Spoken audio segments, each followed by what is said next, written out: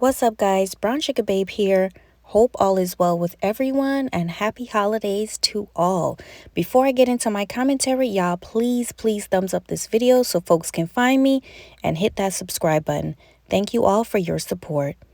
So guys, I finally snagged a copy of the December-January issue of Upscale magazine with a full interview of Hotel, and yes, he is still labeled as a survivor. For some reason, I thought after all the backlash, Upscale would choose another word to describe how Martell came out of the divorce.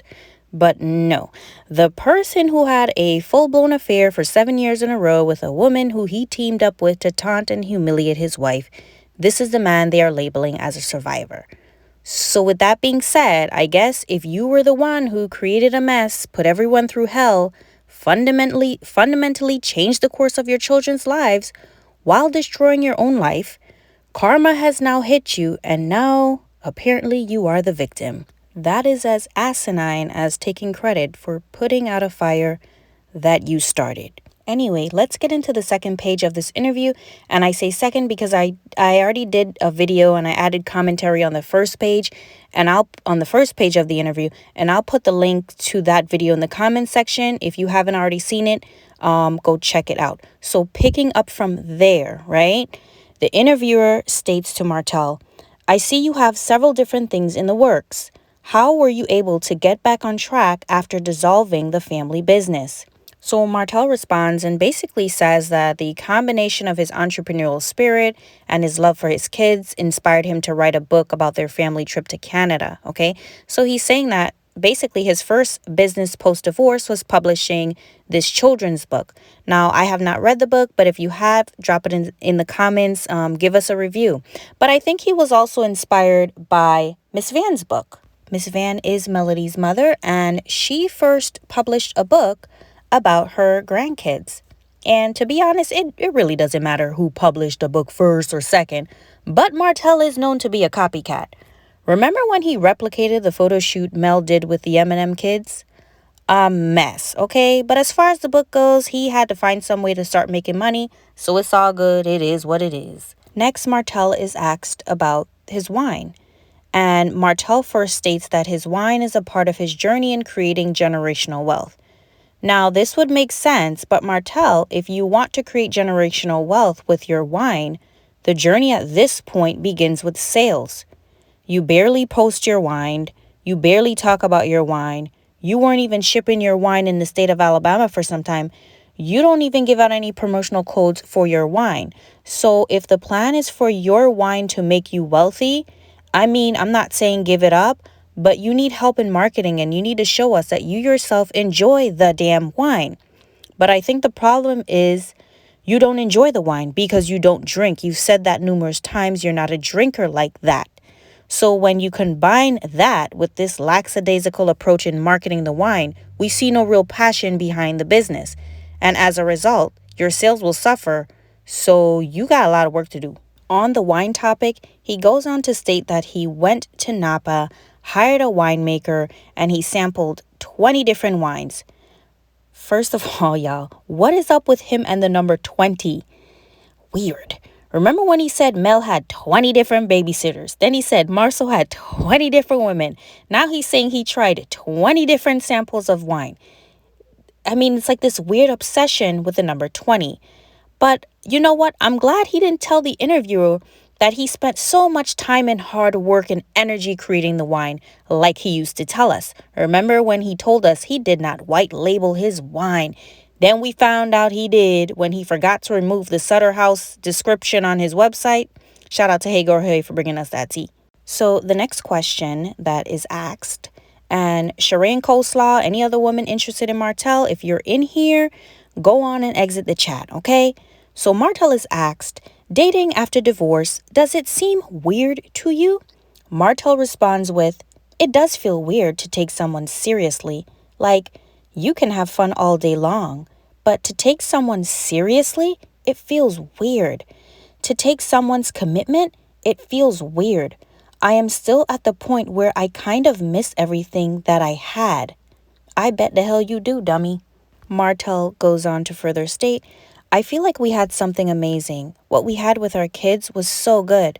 I mean, some of the things I complained about, I didn't have to complain about. I said that before.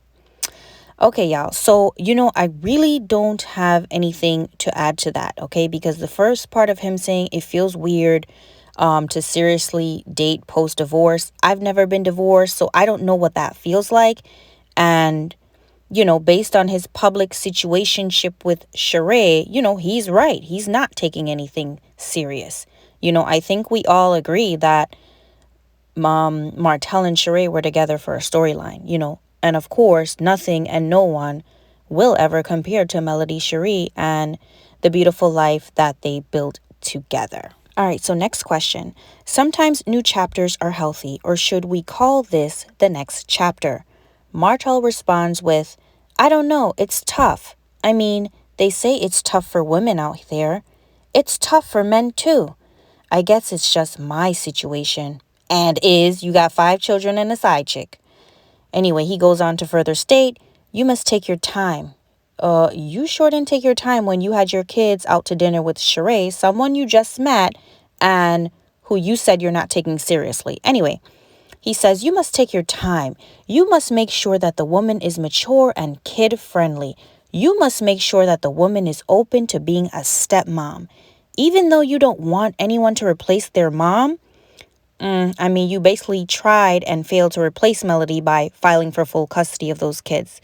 But anyway, he goes on to say, you still need someone in their life who is down to take care of your children too.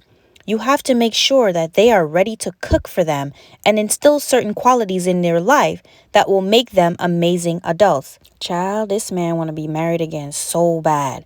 But you know what? I actually agree with him putting it out there that, hey, listen, I come with 5 children. So if we're going to be serious, you're going to help me raise these kids, okay?